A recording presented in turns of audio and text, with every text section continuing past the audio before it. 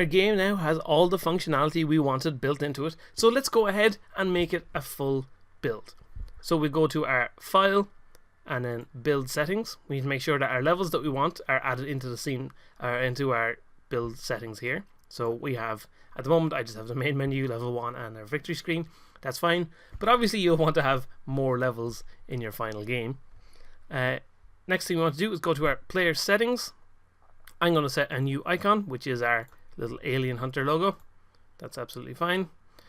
We want to force ourselves into 16:9 resolution again, much as we've done before.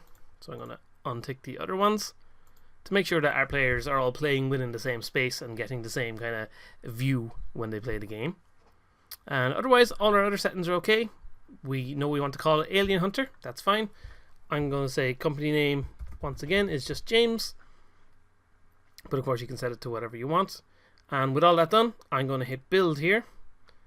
I'm going to create a new folder to store my builds in for this game. And we'll just call it Alien Hunter version 1. Save this and we'll just wait for it to build so we can check it out. Okay, so with our game now built, we can go on ahead and open it up. So I'll start it running here. We got our little made with Unity splash screen. So we just wait a couple of seconds and we'll load into our main menu and we can check it out. So we've got our Alien Hunter game in operation and can start a new game. We'll just try and play through here and see how far we can get.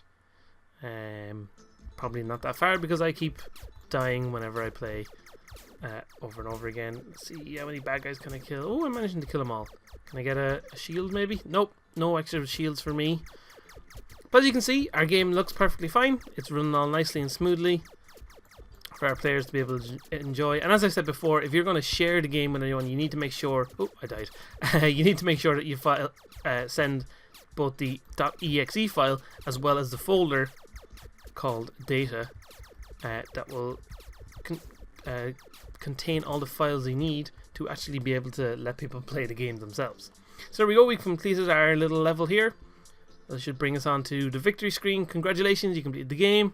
I hit a button and I go back to the main menu. So perfect, everything in our game works just the way we want it to. It's all playing along exactly how we want, and we can now be satisfied in knowing that we have completed our third project. Konnichiwa.